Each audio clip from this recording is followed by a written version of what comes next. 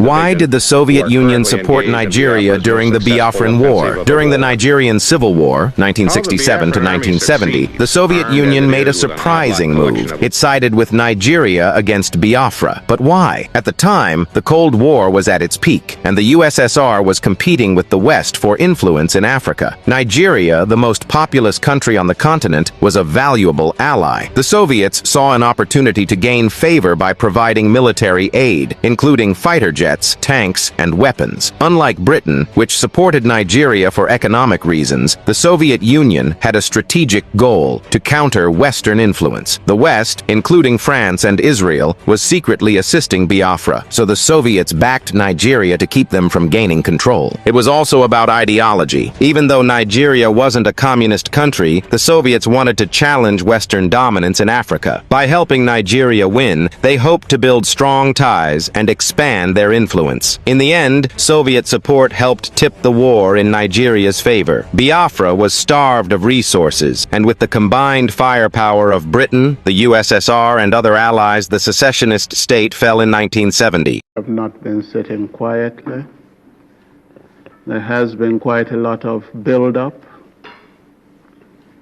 and I think what I have here is sufficient to maintain the integrity of Biafra and keep Nigeria one. No, you fought the war as a manifestation of your incompetence in the management of the crisis that was then part of Nigerian history. And let me explain what I mean. Before independence, the colonial power, Britain, they kind of brainwashed the Nigerian people to maintain their ethnic cleavages, and they needed to make Nigerians live in that disunity so that they could continue their colonization against Nigeria.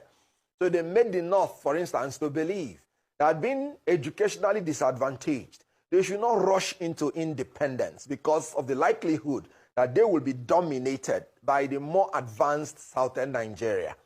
And the North bought into that. And that was why we were delayed from 1954 to 1960. But the actual thing is that Britain just wanted more time to dominate Nigeria. So after independence, that mindset that the South is likely to dominate them remained. And the North was always at every slightest chance, reminding the South that we did not intend to be one country with you because we are suspecting your domination. But the 1966 military coup, pure military coup, has nothing to do with ethnicity or anything. Even though people who organized it were predominantly from one ethnic group. But that reinforced the belief by the North that these people, we said it, they want to dominate us. And then they carried out a revenge coup in 1966 July, which was meant actually to separate from Nigeria, not to keep Nigeria one. But the Britain also reminded them that the resources are in the East.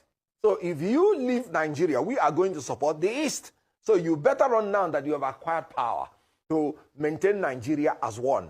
And that made them to have a rethink.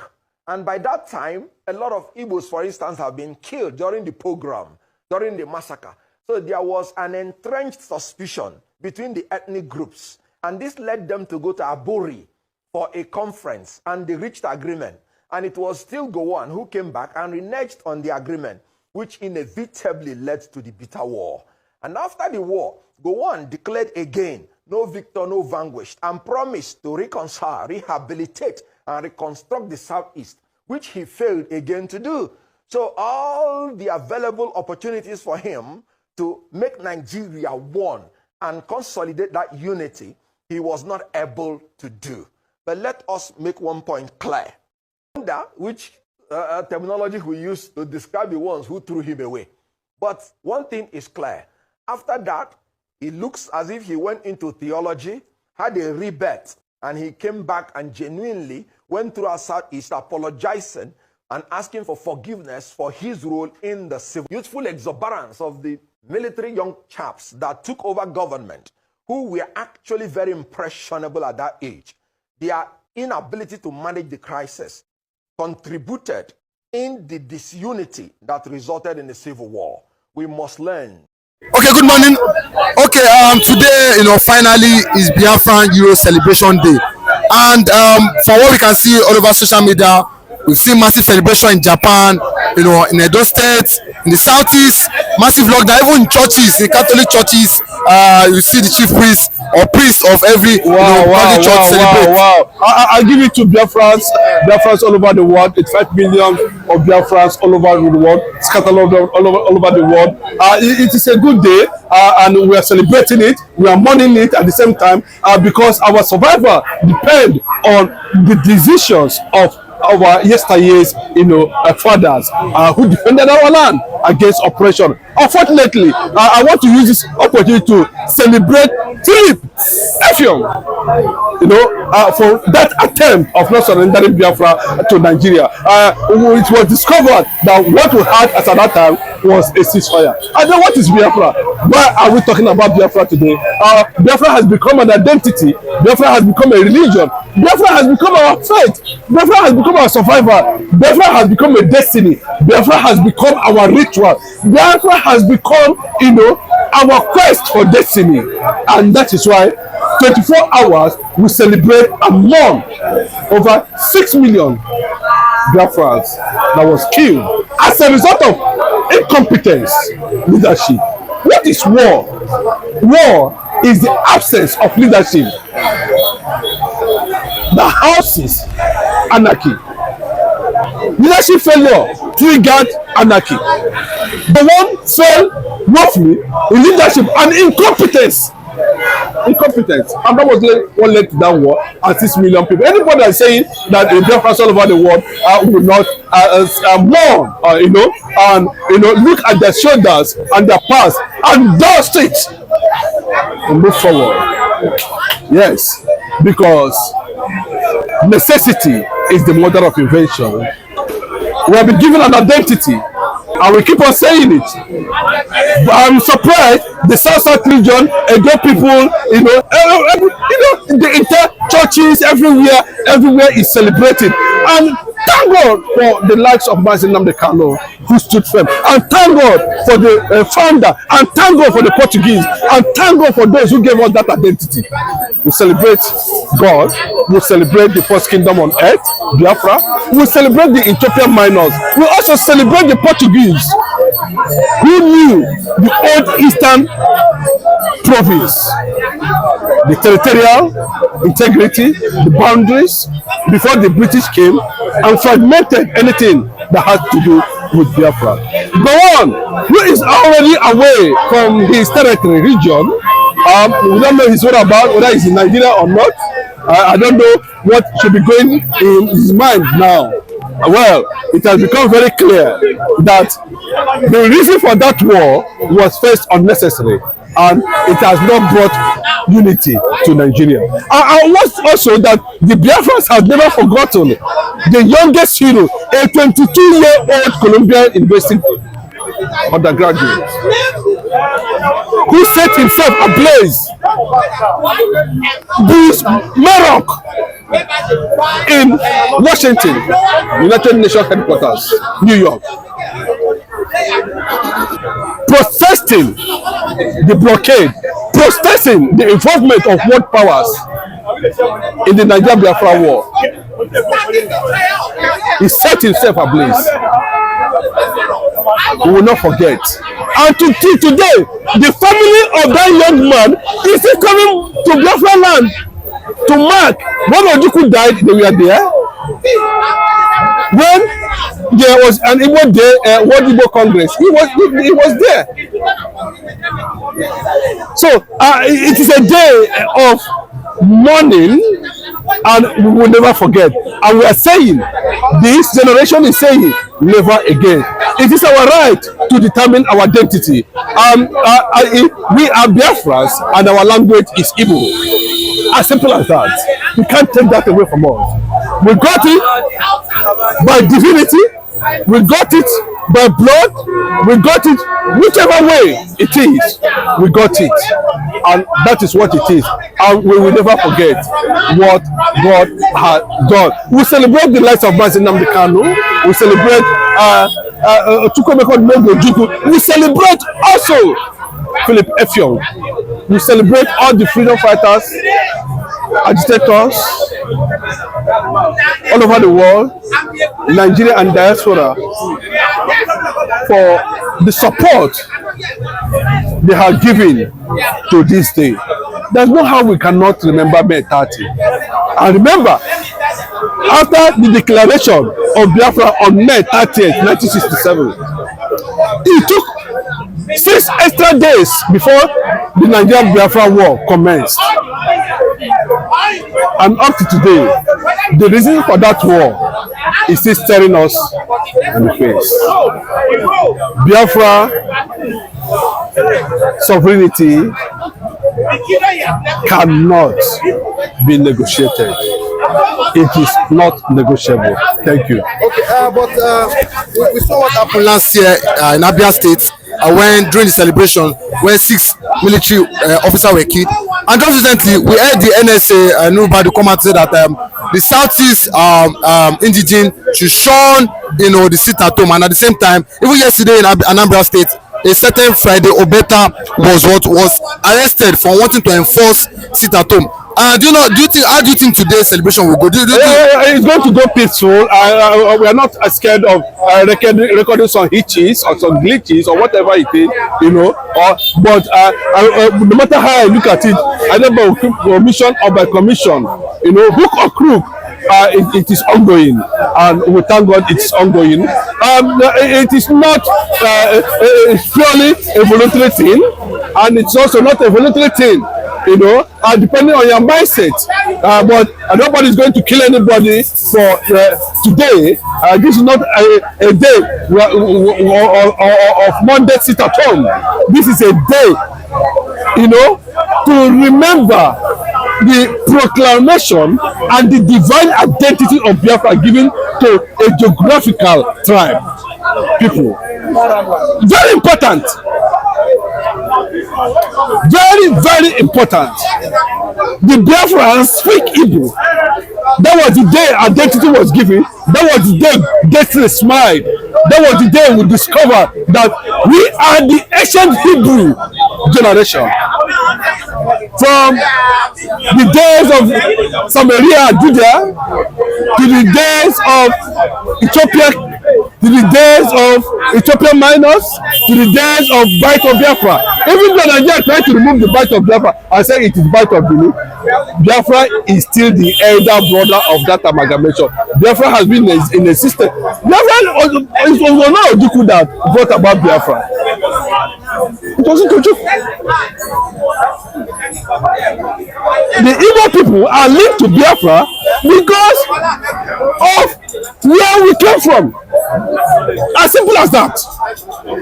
And there's no nation on earth who is bearing Biafra. Go and check it. Find out yourself. The people that they say that they are the ancient Ethiopian miners called Biafrans, they are still there. Go and look at them today. Who are they? They're still telling you they are Igbo people. Ethiopia today, go there.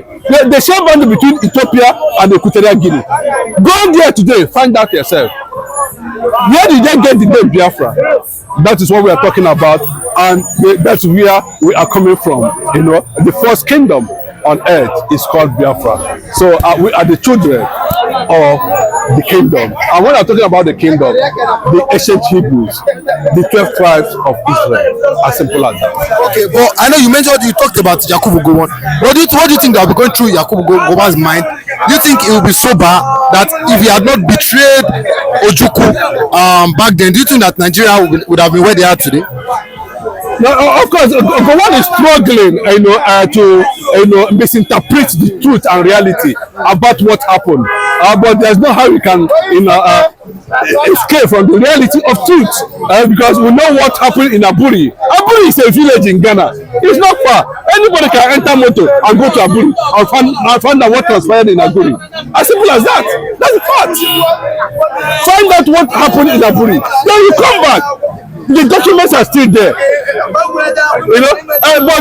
because of the way the British system does not want an Igbo movement to spread to the extent to make them very irrelevant and to question their interest in Nigeria. Let me tell you, in honest truth, Nigeria as a name is a racist name. Nigeria, that word Nigeria is a racist name. Go and find that. Anybody that is saying it's not a racist name, come, let us look at it. Yes, Nigeria is a racist name. And why did a British citizen or an American journalist, you know, out of racism, name the populous black nation Nigeria? That's the question a lot of people. So a lot of countries in Africa have renamed. Are they alive? You when they watch this video, check out whether they are alive. Why did the other countries name themselves? Say, I'm not be Africa Coast, I'm not be Black Coast, I'm not be Black Africa, I'll be Ghana. And why? Who named you? From where? The conspiracy theory stopped in 1967, the day Biafra was declared, the liberation of Africa and Africanism started. The quest for 70 nations in Africa was spearheaded by an igbo man, Dr. Nnamdi Azikiwe. The concept of reality of identity was found in the name called Biafra. That speculation, you know, that's why they said that, you know, in Biafra, Africa died. But Africa will rise in Biafra.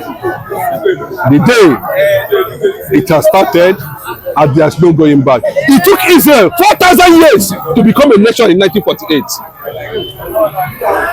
It took Israel 4,000 years to become a nation. But through one man, salvation came, and through one man, sin came. We are choosing the path of honor and identity. Nobody will take it away. Anything way you like. If you say like we restructure Nigeria, our region will be called Biafra. Any part of what you do, you cannot eradicate that name. Eradicate the one that was named by people who hate the Africans. They call them Nigeria. Nigeria means darkness. See, that is why when you come to reality, for how many years, no light, no leadership, nothing. And Nigeria has failed to trend the side of reality because it does not want an Igbo existence. I was wondering, you know, the Niger Delta, you see Niger Delta, Tombolo and the rest of them who are supervising the crude, they say they are guard or the security. The pipeline, the crude is going to the north because they hate Igbo man. But I must give it to Tombolo. But you see, as I read the Kubo, yeah, to an extent, Tombolo has shown civility. Tombolo, no, to an extent, if you look at Tombolo, I just like the guy. You know that if I do something, yes, you can see the way he hosted the Igbo socialite billionaires in the Baramatu Kingdom, including the video was there. And I'm just telling you, bros, forget EFCC now. EFCC let them enter from MPA to Barama to 6 hours on top of speed road. Let us see whether it will work or not. But I can tell you the truth. There will be movement. There will be a job. Igbo unity, there will be unification of all the nations that made up of Biafra, and there will be an extension because it does not take a Biafran man to move from eastern part of the country to Ghana in less than 9-8 nautical miles. You are in Ghana, go in China, go and come back. But coming to Lagos every day for you to go to China, it takes you 12-15 nautical miles. They keep on bringing that I say we are one Nigeria. Oga, we are not one Nigeria. If they say that salvation will not come from Igbo man, then I will tell them that one man alone saved the entire whole world and brought salvation to the world. And that is what Africa, and that is what Nnamdi Kanu, and that is what Odumegwu Jim Ojukwu stood for. And that is what the generation of Philip Effiong, who said that if you could not to treat this generation the way you treated this one that fought the war, then you know definitely that thousands of Ojukwu, thousands of Effiong will rise from this generation. Okay, we have risen and we are asking questions. Where is the lives of 6 million people? And they are still killing in Biafran land. I can tell you that the rising sun